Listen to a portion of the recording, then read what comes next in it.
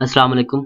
CS 507 की GDP आज open हुई है, कल इसकी क्लोजिंग डेट है और सब्जेक्ट कौन सा है? CS 507 इंफॉर्मेशन सिस्टम सिक्योरिटी है। ठीक है, तो स्टेटमेंट हमारे पास क्या है? जो प्रॉब्लम स्टेटमेंट बनती है, उन्होंने कहा the security threat to the information system can be completely avoided by encrypting the traffic।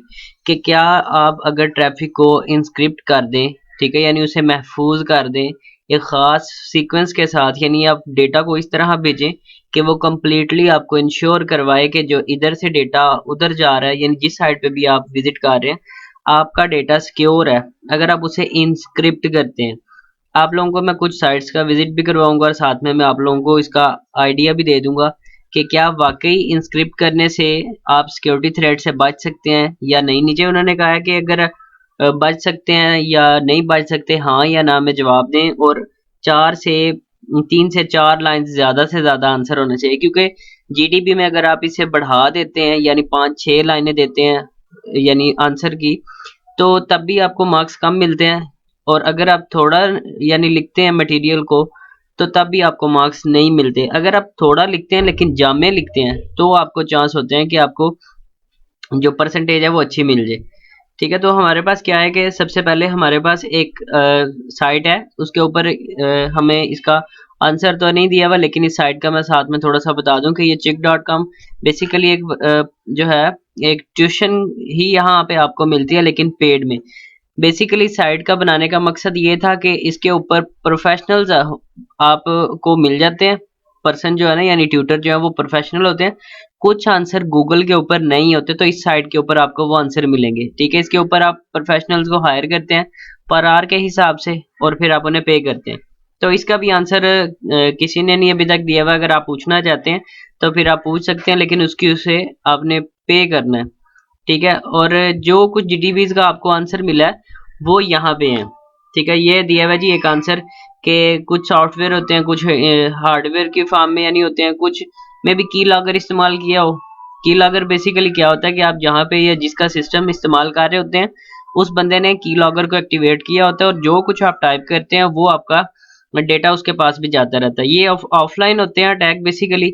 सबसे पहले अब चलता हूँ सोल्यूशन की जानिब के सिक्योरिटी थ्रेट होते कौन से हैं। थ्रेट वैसे बेसिकली जैसे कीड़ों को कहते हैं ना, इसी तरह आईटी की फील्ड के अंदर भी कुछ कीड़े होते हैं, जैसे वायरस हो गया, वर्म्स हो गए, एडवेयर हो गया। ये कुछ सिक्योरिटी थ्रेट्स हैं जो कि डेटा को स्टील करने के लिए इस्तेमाल होते हैं। स्टीलिंग चुराने को कहते हैं।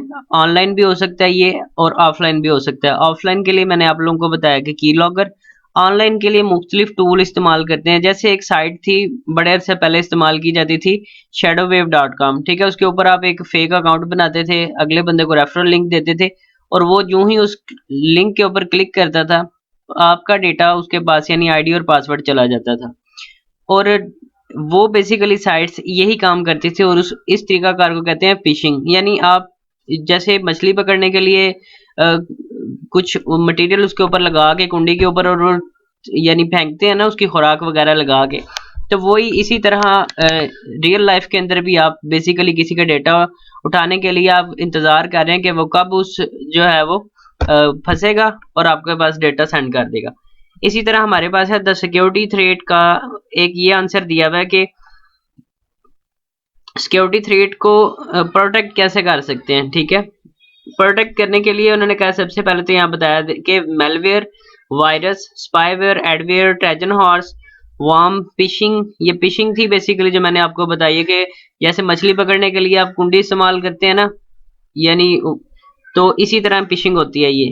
ठीक है, उसके बाद वाईफाई अटैक्स हैं। वाईफाई अटैक्स में क्या आ जाते हैं कि आप किसी के डेटा यानी वाईफाई को आप हैक करते हो, जो भी डेटा उसके राउटर से बेसिकली जो इन गोइंग और आउट गोइंग होता है वो सारा का सारा आपके पास भी आता रहता है। बेशक वो एफबीवे लॉगिन करे तब भी आईडी पासवर्ड आपके पास आ जाएगा। ठीक है, आप इसे प्रोटेक्ट कैसे कर सकते हैं वो भी मैं आप लोगों को बता दूंगा और साथ में थोड़ा सा एक और आंसर की जानिब लेके चलता हूँ कि क्या वाकई डेटा को इंस्क्रिप्ट करके वाकई ही आपका डेटा सिक्योर होता है।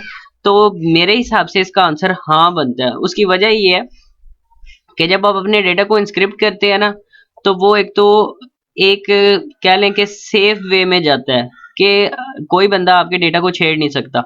जो पेटेंट साइट होती है ना, ये HTTPS से यानी सिक्योर होती हैं। जिस साइट के ऊपर HTTPS होगा उसके ऊपर तकरीबन 60 लेयर्स लगी होती हैं सिक्योरिटी की, कि वो डेटा को प्रोटेक्ट करती हैं, ठीक है। और हर लेयर जो है वो 24 आवर के बाद चेंज भी हो जाती है। यानी अगर कोई बंदा उसका कोई तोड़ निकालता भी है कि इस साइट के ऊपर इन होने का रास्ता बैक से ये है, तो वो 24 आवर के बाद वो वे ही चेंज हो जाता है।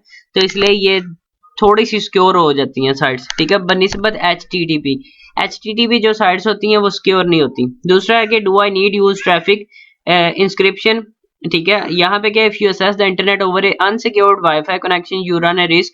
और क्या है कि जब आप HTTP वाली साइट पे विजिट करते हैं ना, तो वो अनसिक्योर होने की वजह से क्या होता है कि आपका डेटा जो है वो दूसरे बंदे के पास भी जा रहा होता है, जो कि मे बी उस वाईफाई का ऑनर हो, या उस सिस्टम का ऑनर हो, या उस साइट का ऑनर हो। तो इस तरह करके वो एक अच्छा वे नहीं है। तो इन्होंने बताया कि आप अपनी साइट को सिक्योर कर सकते हैं HTTPS से। और कस्टम डोमेन को छोड़ते हैं जी, ये हिस्सा नहीं है इसका, ठीक है। यहाँ पे कुछ दिया हुआ है कि आप इसे सिक्योर कैसे कर सकते हैं, HTTPS से या SSL से, ठीक है। और यहाँ पे उन्होंने क्या कहा है कि हम हमेशा ऐसी साइट्स को ही यूज करना चाहिए जहाँ जो HTTPS से सिक्योर हो, यानी इंस्क्रिप्ट हो। बेसिकली उसका फायदा क्या होता है, आपका डेटा सिक्योर रहता है, आपका डेटा स्टील नहीं होता।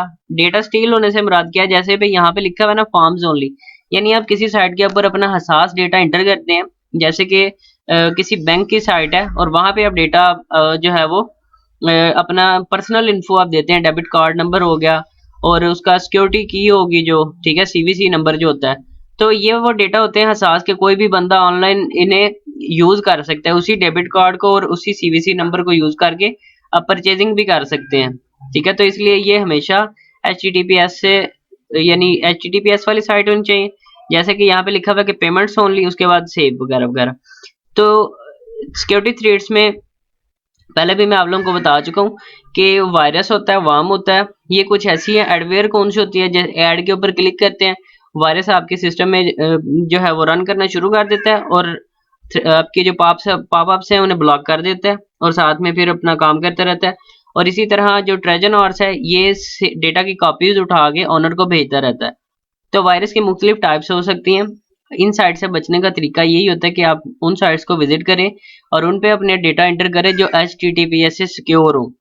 तो डेटा को अगर आपने एक जगह से दूसरी जगह भेजना है, ठीक है, तो डेटा को जब आपने एक जगह से दूसरी जगह भेजना है, तो आप अपने डेटा को अगर इनक्रिप्ट करेंगे तो आप इन सिक्योरिटी थ्रेट से बच सकते हैं, ठीक है। क्योंकि जो सिक्योरिटी थ्रेट्स होते हैं ये बेसिकली HTTPS वाली साइट्स के ऊपर इतना आते ही नहीं है। पहली बात तो ये है क्योंकि इनके ऊपर टाइम वेस्ट बहुत ज़्यादा होता है और आप इस तरह अटैक भी नहीं कर सकते, ठीक है।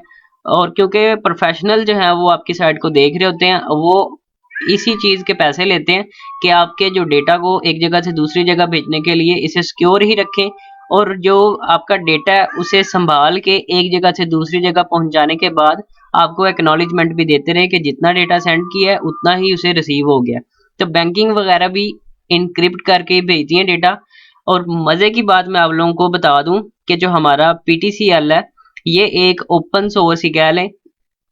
हमारा डेटा इनक्रिप्ट नहीं होता, कोई भी पर्सन रास्ते में से इस डेटा को उतार सकता है। तो जब मैंने इसे रीड किया था, यानी इस आर्टिकल को, उस वक्त तो वाकई ये इनक्रिप्ट नहीं था।